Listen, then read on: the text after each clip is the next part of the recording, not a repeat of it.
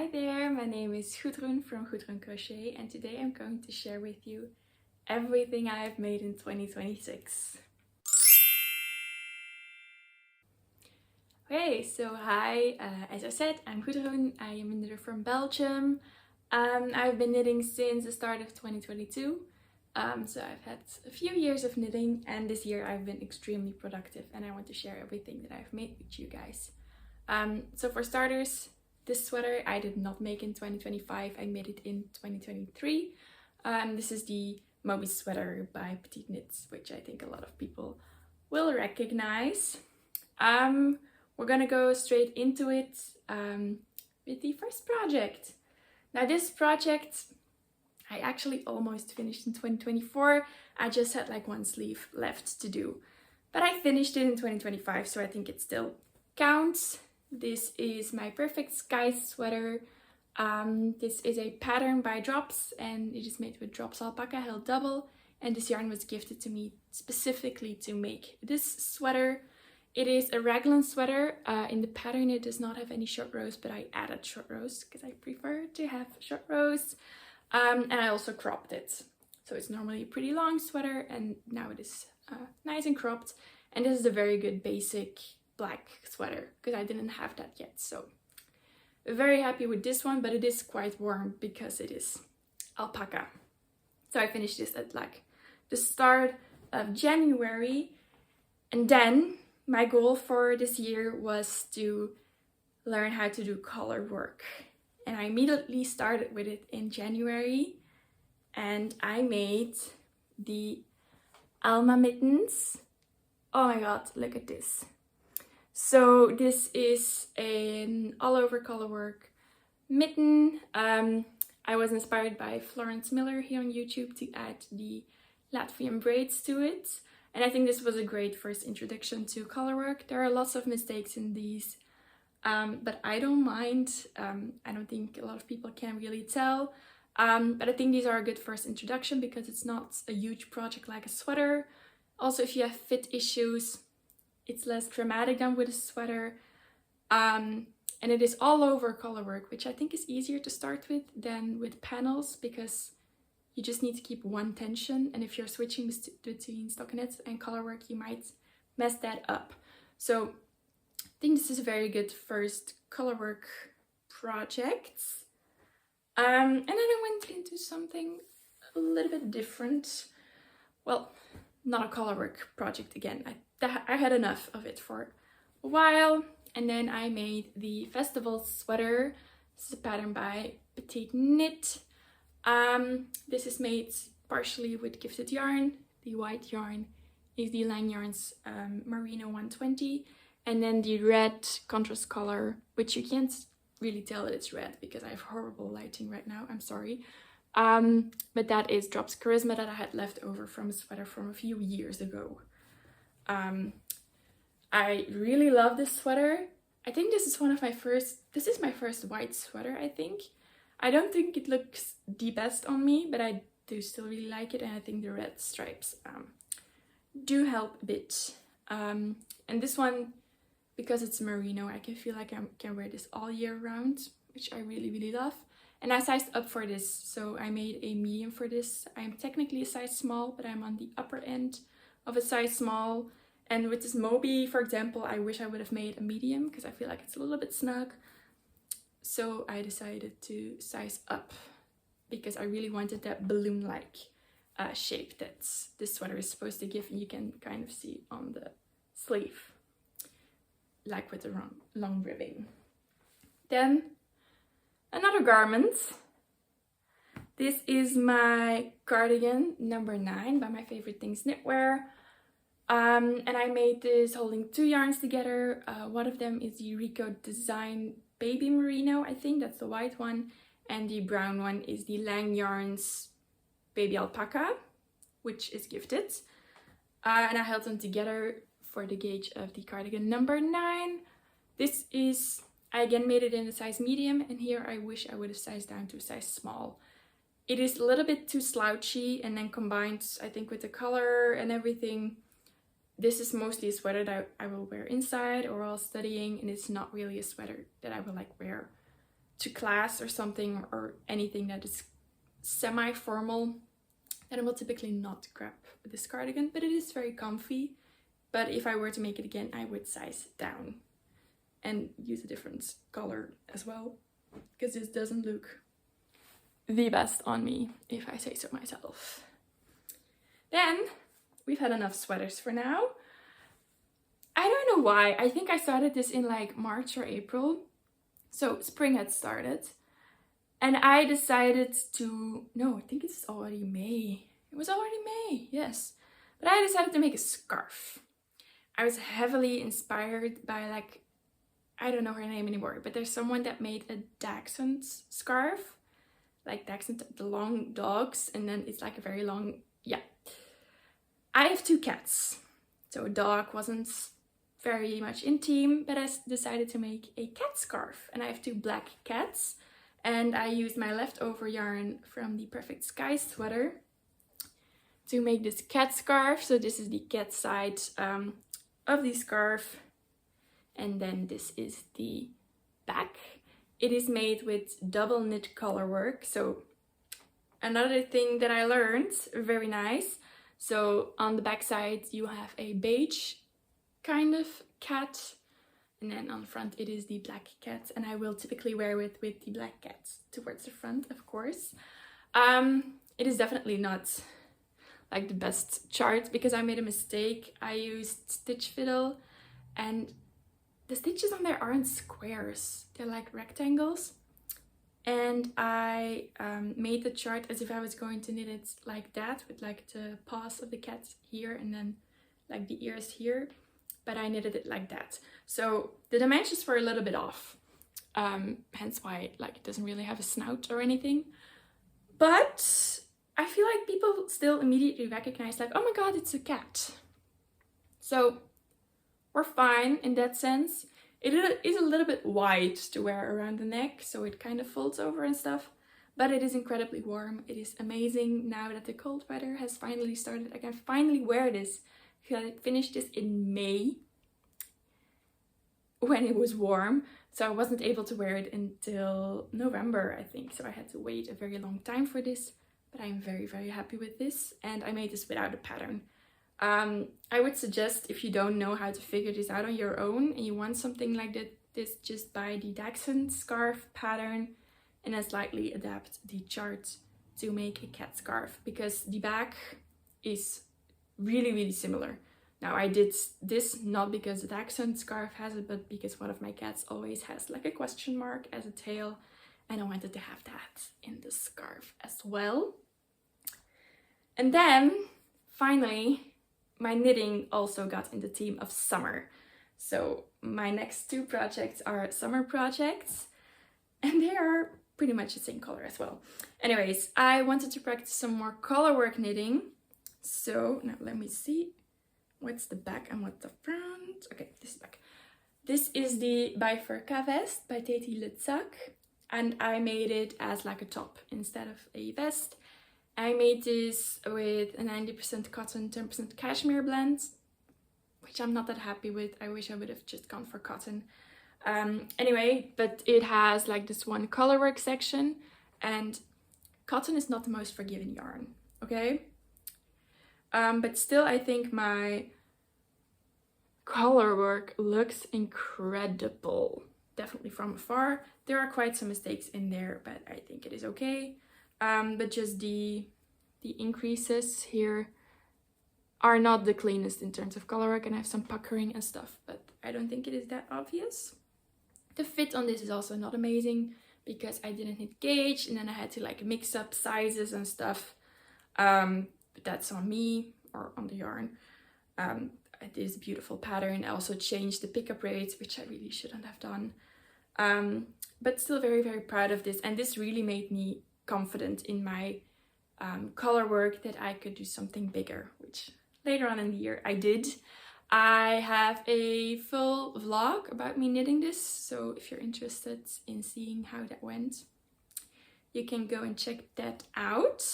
So this is one of my 2 summer projects. The next one is very basic, very simple. It's not the same yarn, although it looks very similar. I'll crunched up from being in my closet because it's not summer anymore. This is the Cloud Tee by Petiteknit. I had already made a cloud sweater, which I did like the fit of, but I had used horrible yarn, so I don't really wear it. And I thought it looked like a good basic t-shirt. And I made this with sandnes garn tynn, which is the suggested yarn. And I gave it a bit of a cropped fit.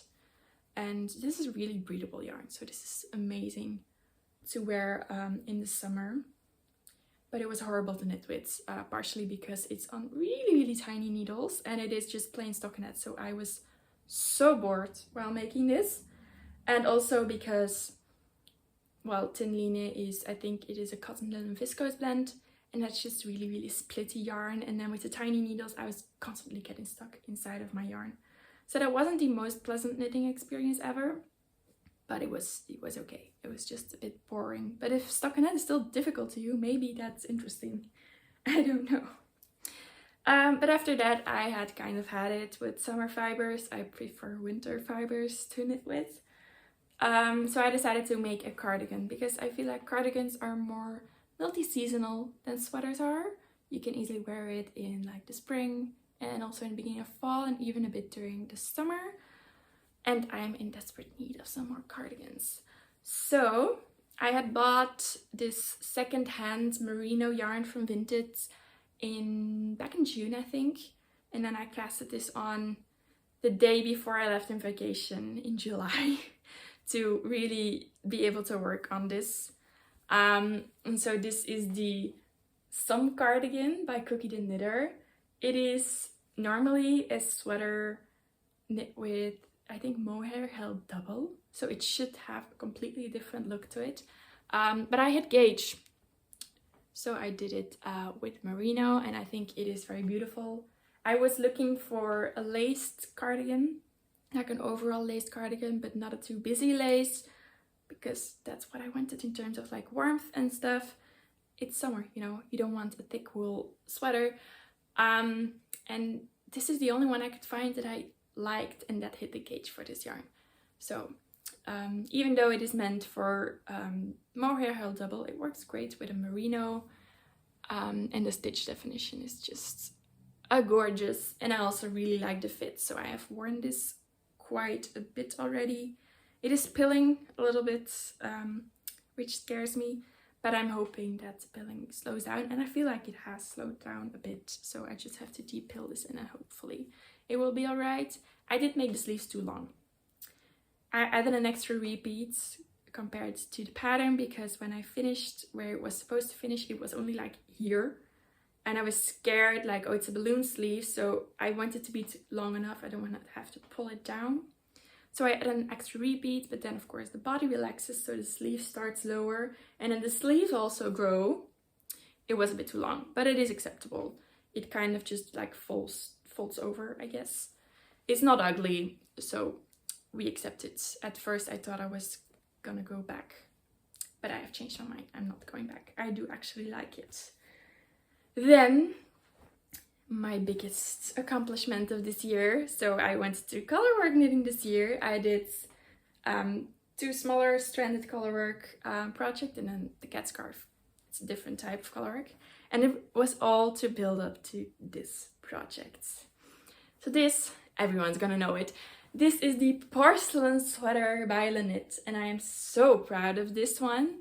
So this is a colorwork sweater with colorwork sections, which I was talking about. It's not easy to have the tension right, and I think I pretty much nailed it. And it is in size medium as well, so to have that oversized look, because the designer mentioned that she did that as well. And I added this little colorwork motif on the cuffs, and for the rest I followed the pattern. What do I have to say about this except that I just really love this. It is amazing. I also love the yarn that I used, and I made a vlog about knitting this sweater. So if you want to see how that went, you can go check that out. But yes, so that's my porcelain sweater, my biggest accomplishment of the year, if I do say so myself.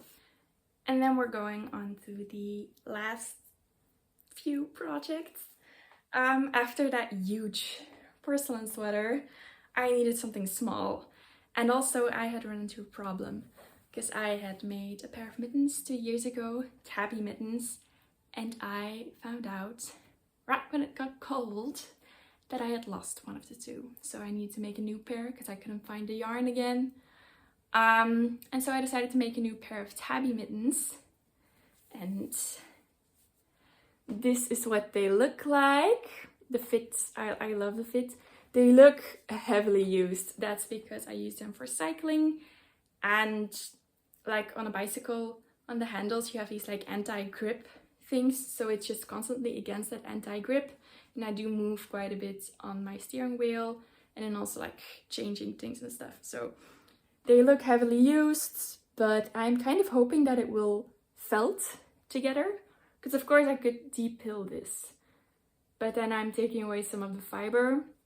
I'm hoping that just by using it more, it will felt and then make it stronger, I guess. I don't know.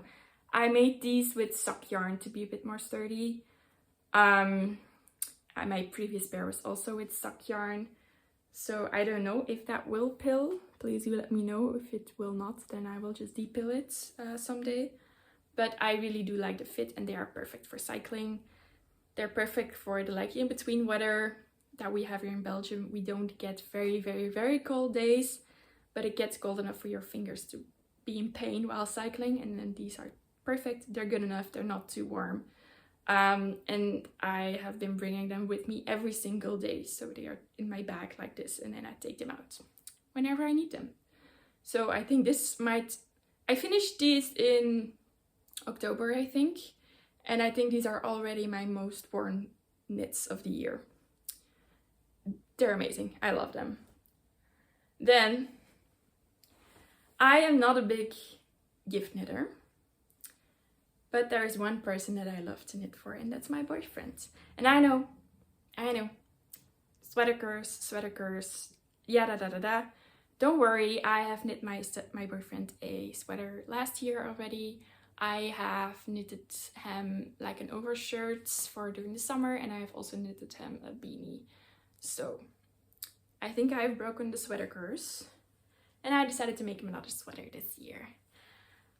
This is the Assisi sweater. I think it's also by Cookietheknitter, which is an all over brioche sweater, and I made it with holst garn ghost held double, which is a cotton wool blend, like pretty much 50-50, which I know it's a weird blend for a brioche, but it's because I wanted to give my boyfriend a sweater that's not too warm, because he does run really hot, and the sweater from last year was an alpaca silk, and he can't wear that like a lot because it's too warm.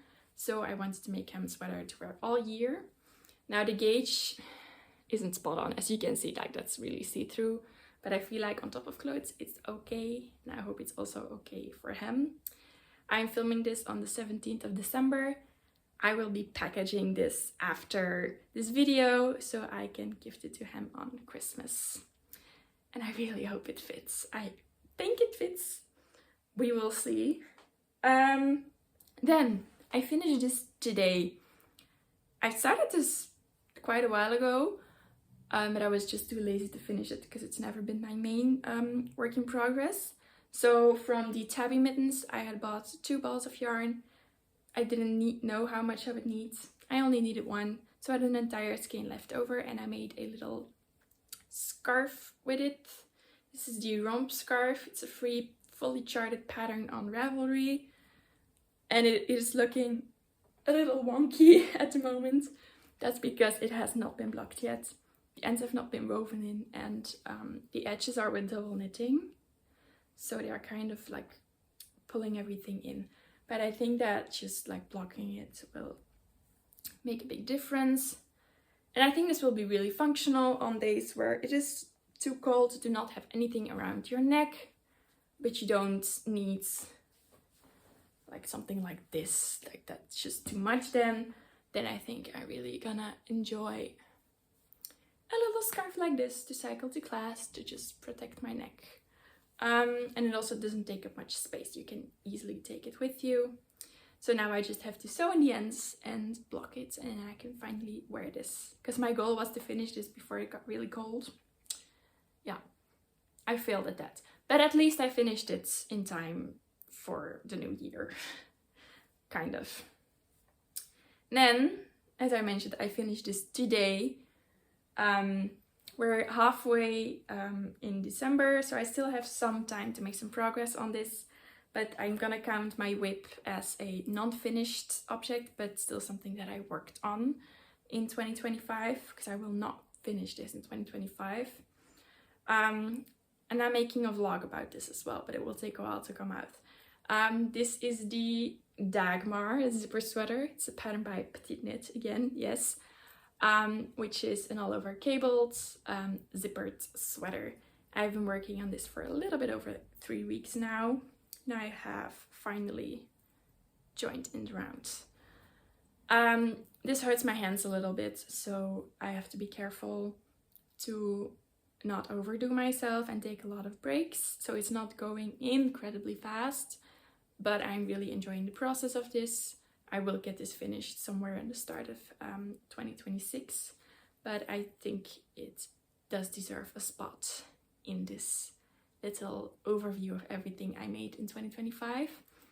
I think I'm gonna post this video when it's already with 2026.